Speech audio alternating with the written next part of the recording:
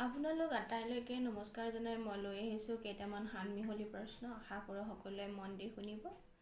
আজিৰ প্ৰথম প্ৰশ্ন, ভাৰতীয় সংবিধানখনৰ খচৰা সমিতিখনৰ সভাপতি কোন আছিলে? উত্তৰ বি.আৰ. আম্বেদকাৰ।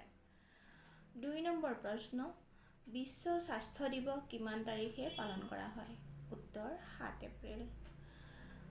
৩ নম্বৰ প্ৰশ্ন, বিশ্ব ধঁপাত নিষিদ্ধ দিৱস কেতিয়া পালন কৰা হয়? উত্তৰ ৩১ মে'ত। ৪ নম্বৰ প্ৰশ্ন, ভাৰতৰ সেউজ বিপ্লৱৰ পিতৃ বুলি কাক জনা যায়? উত্তৰ ডক্টৰ এম.এছ. স্বামীনাথনক। ৫ নম্বৰ প্ৰশ্ন, কোনবিধ প্ৰদূষকৰ দ্বাৰা তাজমহলৰ ক্ষতি হ'ব পাৰে বুলি আশংকা কৰা হৈছে?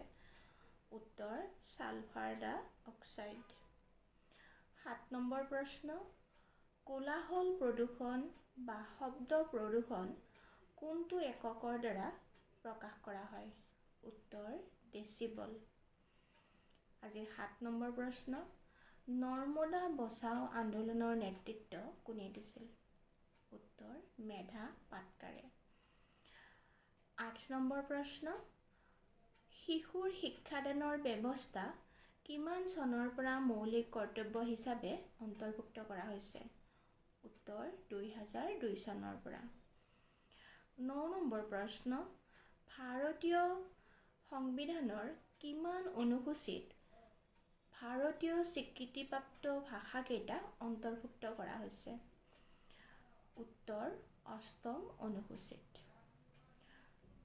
১০ নম্বৰ তথা আজিৰ শেষৰ প্ৰশ্নটো হ'ল, স্বচ্ছ ভাৰতৰ অভিযান ধাৰণাটো কোনজন ব্যক্তিৰ পৰা গ্ৰহণ কৰা হৈছে? উত্তৰ মহাত্মা গান্ধী।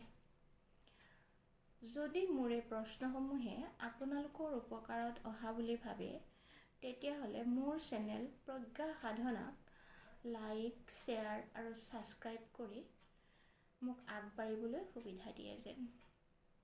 ধন্যবাদ।